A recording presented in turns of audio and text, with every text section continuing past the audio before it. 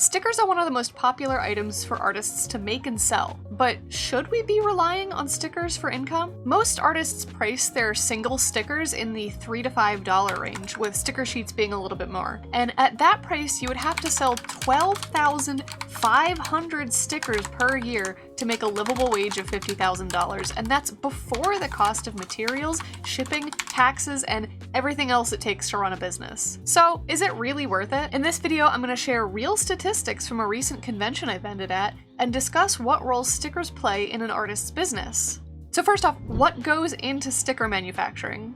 Artists generally have two options for turning their artwork into stickers: printing and cutting it themselves, or getting it outsourced via a third-party manufacturer. The first option has a higher upfront cost. You need a printer, ink, and sticker paper, potentially laminate, and unless you want to hand cut every single sticker by hand, a machine cutter. However, the main advantage to this, once you've gotten everything set up, is that you can make a low minimum quantity of stickers to test designs without having to spend a lot of money getting them made in bulk. I personally spent about $300 each on my wide format printer and my cutting machine. And let me tell you, this printer guzzles ink. I spent a lot on ink before I swapped over to third-party inks. So you have to be prepared for those upfront costs if it's something that you want to get into. But something a lot of artists don't account for is the labor cost, the time it takes to print, laminate, and cut your stickers. Even with a machine, it often takes me several days to make all of the stickers that I need for a convention, which is the main reason why you might want to get stickers made by a third-party manufacturer. That and manufacturers often have access to specialty equipment that can make stickers with higher quality or specialty materials, and can create unique effects that can't be accomplished at home. However, this comes at a cost. Minimum order quantities for these manufacturers can be prohibitive to artists who are just starting out and might not know if they can sell 30 or more stickers of one design, and the cost per sticker can be much higher unless you're ordering hundreds at a time. Whenever I personally get a sticker made that has a special effect with a white ink layer, I know I'm going to be spending at least $1 per sticker. So that's $30 for one design. And if I have multiple designs, sometimes I'm spending a couple $100s on stickers in one drop. This is something that I've accounted for and I know is going to be worth it, but if you're just starting out, it might be a little prohibitive. That being said, there are sticker makers like Sticker Blitz that allow you to test small quantities of designs and buy, for instance, like 10 stickers of one design for $10. Those can be a really good option. So with all of those costs in mind, you have to think about if you can sell enough stickers to make up for that. And like I said, if you are only selling stickers, you need to sell thousands of them to make anything close to a livable wage. There is a third way, sort of, which is print on demand. Technically, this is a different way of using a manufacturer to make your stickers, but the difference is a sticker is only printed when a product is purchased, and it's usually sent directly to the customer. Because they're only printing one sticker, and providing the service of packing and shipping it for you, the production cost is higher than a regular manufacturer, and you usually aren't getting the bulk discounts that a manufacturer might provide.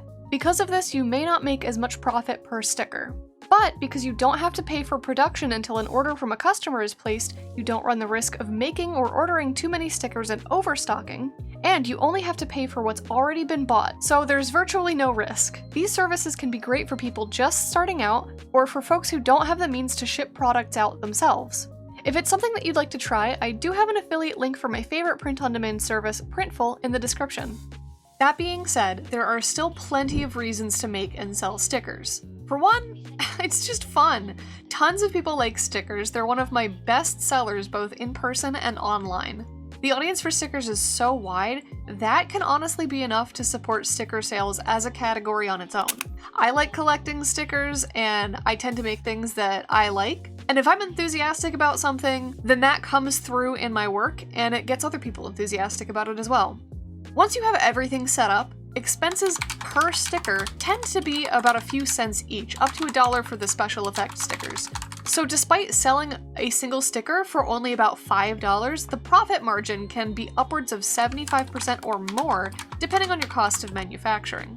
And if you're printing them at home, the costs of the machines that you need, like the printer and the cutting machine, can be spread out between thousands of stickers. I know my printer has more than paid for itself by now. Stickers can also act as an easy impulse purchase, especially at in-person markets like conventions. And their low price can let stickers act as a way for folks on a budget to access your artwork. They can be added easily to a product bundle or offered as an add-on to increase the overall average purchase price.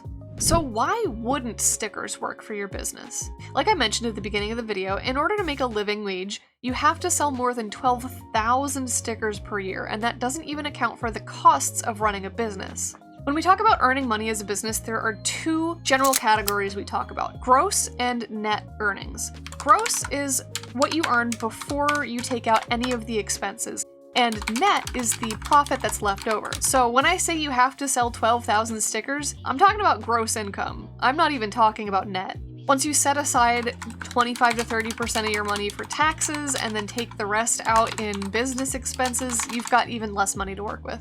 So for something that you're selling for $5 or less, you have to consider if you can create and sell enough of them to materially matter. And if you're only selling stickers, you might run up against a profit ceiling that you can't overcome with stickers alone. I want to show you some statistics from Ishocon, a recent convention that I vended at in the Artist Alley. The graph on the left represents the quantity of each product I sold, and the graph on the right represents the amount of money that I made from each product. I don't inventory my stickers by individual design. It just doesn't make sense to do that at a convention. So I categorize them all as a sticker. That's actually the line item in my point of sale machine. So the huge purple slice accounts for all of my die cut stickers.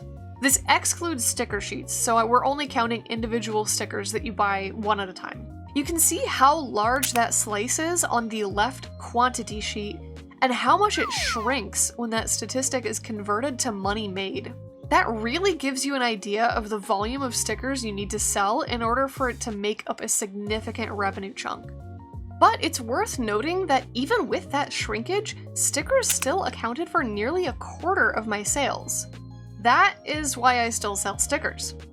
Like I said, especially at in-person markets, they are a fantastic impulse buy. Plus, I have a 3 for $10 deal, so it incentivizes people to buy more stickers at a time.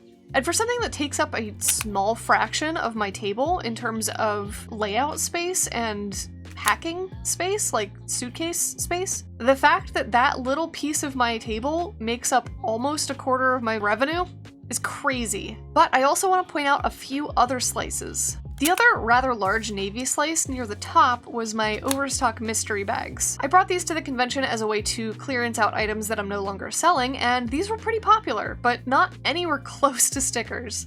And this lighter blue slice here is my Vaporwave phone holder standee. It's one of my more expensive items at $30, and it's a product I sell out of constantly. I cannot keep it in stock. Both of these slices actually expanded from the left chart to the right chart, which means I had to sell a much lower quantity to make up a higher percentage of revenue. It's so important as a business to think about ways that you can increase your earnings by selling fewer items, and raising your price ceiling is one of them. And that's something that I'm still working on, because the most expensive item at my booth I think is $35. It doesn't go higher than that, and if I really wanted to increase the amount of money that I make at a convention, bringing fewer items of higher value is going to be the way that I do that. Some shops have found a way to scale to a high enough volume that they can let stickers carry their shops all by themselves. But that's not most of us. Find a way for stickers to complement your sales. Let them be an entry-level purchase or an impulse buy. Offer them alongside more expensive items.